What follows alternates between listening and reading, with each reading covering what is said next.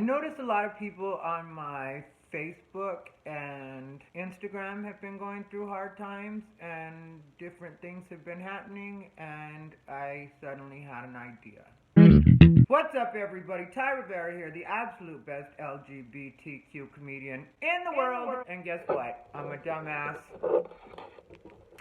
I don't have my mic connected. So, Truly Professional Ty is actually wearing the mic right now, but didn't have it on. So we know what level we're dealing with, you guys. Don't pretend like you're new to this. Don't pretend like you don't not. Well, yeah, I almost said don't pretend like you don't like it, and it's true, because if you're still watching, you like it. I don't care if you dislike the video, because I have that one hater loves to show up on every video, but he's taking a break, or he or she. I say it's a he, but whatever it is, maybe it's neither. We're living in 2019. It could be neither. Let me not gender my hater. A hater has no gender. So anyway, the person that gives the thumbs down hasn't been around lately, but if you're watching, you're liking. Maybe he doesn't like anymore. That's so shitty when your troll gives up on you when they're like, you're not even worth not liking anymore. So I've hit a new low. Anyway, here's the thing. I have been honest and vocal about the fact that around this time of year I suffer from depression. It has hit. In tomorrow's video, I'll talk about it just a little bit because I'm talking about this other story. I just decided to post this one right away, like out of sequence, because I'm feeling something and I want to talk about it. I noticed a lot of people on my social media are going through things. One friend has had one tragedy after another, and it's a true tragedy after another. It really is. And I really love this friend. He's a comedian, and I sent him a message just to encourage him and let him know, like, just write through this. Like, because you're going to come out a stronger comedian on the other side, and, you know, you never know why God does these things to us. But it's something that just happens. It's undeniable that it happens, you know, so you just write through it, you know, and of course hit me up if you need to, but at the same time, write through it. Even if it feels like shit, even if the stuff you're writing isn't funny, you don't have to make it funny. Just write it down. Remember the emotions.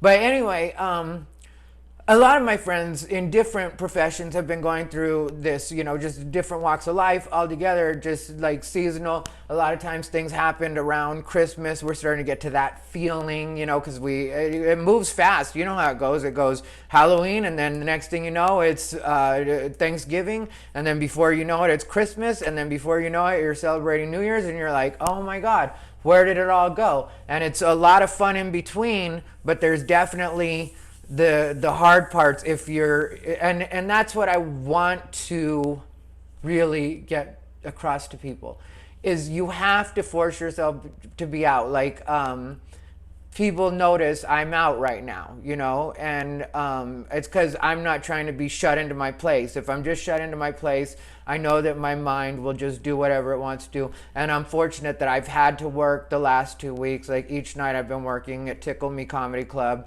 here in Las Vegas. So, you know, I've had to be out. I haven't had a choice. But then afterwards, I could go home. Tonight, I went ahead and watched Cherry Boom Boom, which is the show at the Oyo after Hilarious 7. And it's Thursday to Sunday, I think, or Thursday to Saturday. Anyway, I watched it for the first time. It's a really good show. But because I knew how I was feeling, once I finished up at Tickle Me, because I was done there by 10 o'clock, I was like, okay, let me go over to Oyo, which I had to be there anyway because of festival stuff, which, by the way, Linda G, thank you very much. I'm going to send you a message email, but thank you very much. I didn't want to just send a thanks, one word email, and I was busy earlier, but yes, I did get your card, and thank you so much. But yeah, so I was, you know, handling festival and stuff and that kind of stuff today, doing the kind of things that I had to do. And then there was a gym, and the way my days work is a little bit different right now because I haven't been sleeping in what would be the traditional way. But I still feel good about that because I feel like I'm doing things the way that I'm supposed to on God's schedule rather than my own, the one that I'm trying to force. And I seem to get everywhere where I need to, or get everywhere when I need to be there. So I'm not messing with it. I mean, like, I'm trying to go to sleep at a decent hour, but tonight I just had to get stuff done, because like step one for me for getting rid of this depression or not letting it get me down is definitely to be out, to make sure that I'm around, because it's good for my mental state, and I have so many people around me that just like me, and I don't need to talk about it. I mean, like, I'm not saying that kind of thing. I just like being out and being around positive people and people I really like, and there's a lot of people that fit that description on this scene. I can go anywhere in the Las Vegas scene almost, and well, not even almost, for sure, I can go anywhere on the Las Vegas scene, and I'm gonna see some people that genuinely care about me, and I genuinely care about them, and that's all I need, is just to be around them, around that energy, and nobody has to be especially anything. It's just enough to just be around, just you being you. If you're an asshole, I have fun with that too. I have fun with assholes, trust me. But not like that, but I don't mind when people are silly, and like, everybody's personality. It's just like that's step one, is being out. So then I got to do different things to break myself out of my regular schedule. That's another thing I really have to do, and I have been getting better and better about it, because I'm such a creature of habit, and sometimes that lends itself to depression, where maybe if I keep myself on my heels, so to speak, then you guys think I don't wear heels, just playing. But if I keep myself on my heels, so to speak, then I don't have time to really concentrate on depression. Then there's also just these, like, making my videos and talking to you guys about it, because like some people have told me that like watching my videos cheers them up or brings them some kind of joy. So maybe bringing you joy will bring me joy in return, and then it's kind of a win-win, Well, not kind of a win-win. If you bring other people joy and that brings you joy, then that's just a win-win. It's no kind of to it. So there's that. Then one thing a friend noticed about me that I've been working on for a long time, that I'm glad I'm starting to get good at, is accepting a compliment. Accept a compliment. Don't point out the flaw in whatever they complimented you on. Don't try to downplay it. Just say thank you, and let the compliment absorb into you, because you deserve it. Maybe you've been going to the gym a lot, somebody noticed, you look good, you're like, thank you. That's all you got to say now. I've been working so hard, or I'm exhausted, or whatever it is that you want to say to make it seem like, oh, it's not that easy, because it's not. Yeah, when you're working on things, and it doesn't have to be the gym, it's just a lot of stuff. If somebody tells you your makeup looks good, and you're like, yes, I do put time into my makeup, thank you for noticing, but instead you just say thank you and think all the rest of that shit in your head.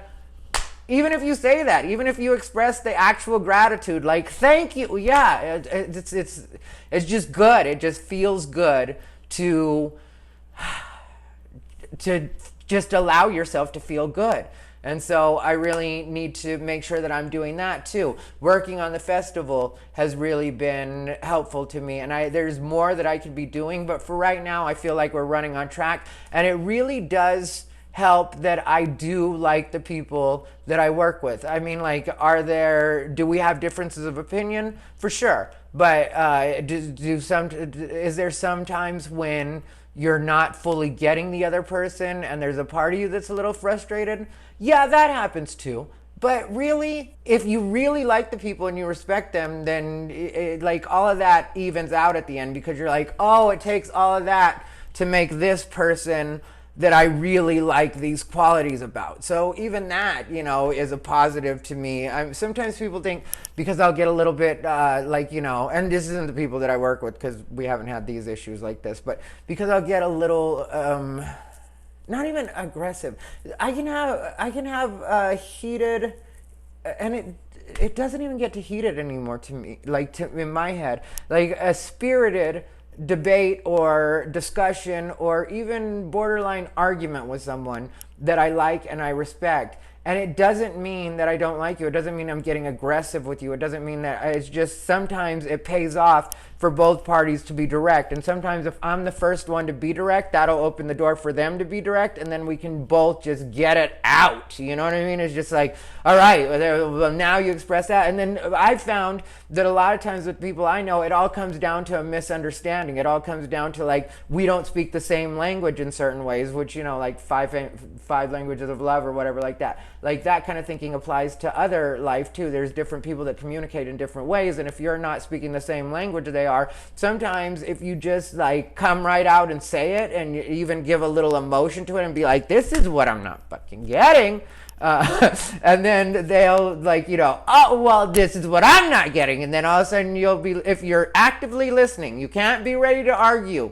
You gotta actively listen when they're talking to you. If they send you a text, you gotta read the text message. You gotta read the whole goddamn thing. Even though sometimes you know what they're saying ahead of time. But then sometimes if you keep reading, you're like, oh, that's the breakdown in communication. Like, you think I'm saying this, I'm actually saying this, your head's converting it to this, you have this way of expressing it, I have this way of taking that in, which also is based on my life experience. And so really we finally got to the part where the breakdown is happening. So that's another thing that, you know, is like just not only working on the festival, but realizing what a blessing it is to be working with people that I actually like working with. And we do work around each other as far as schedule and stuff like that goes. We're all pretty chill on that kind of stuff. We all make sure that it gets done, that we do what we have to do, but we're not quibbling about the little things like, oh, I really wanted to meet at 11:30. Well, bitch, I'm not up at 11:30. So that's not going to happen anyway. But we don't have to have those conversations because we all work around each other really well, you know, when somebody's a little bit late. And that's happened for all of us. Like, nobody's tripping. So anyway, I guess my point is there's certain things that I'm going to be doing to make sure that I am not a depressed piece of shit this season, because it really, if you count the part that really like gets me down, it's from right about last week or whenever I just mentioned it until, you know, once that feeling hits, the air being that way, especially now cold like this, it just plays into it. It's from then until at least December 8th, because that was my sister's birthday. And so that's like that whole little stretch right there can be a lot for me. But I know other people are going through worse and current, and I know we shouldn't compare like our depression or our sorrow to other people, but sometimes it does help to put things in perspective, to be like, okay, you might have this going on in your head from your past, but this person is going through this right now. So maybe count your blessings on that too, that right now you're, even if on the inside you don't feel like it, things are good around you. So don't sleep on that. But yeah, so I'm just gonna keep you guys posted. Like I said, I had laundry all over the place. It was clean, but it had to be folded. I did that. I took care of my kitchen. I made myself a good dinner tonight because I ate out 2 nights. But I'm not tripping off of that, because it was like, I really felt like that was what I needed to do, because it's just where my mind was. And one night it was Mexican food, and that was comfort food for me. Last night it was wings. Got a story on the wings for you. It'll be coming up in the next couple of days, and I will tell this story.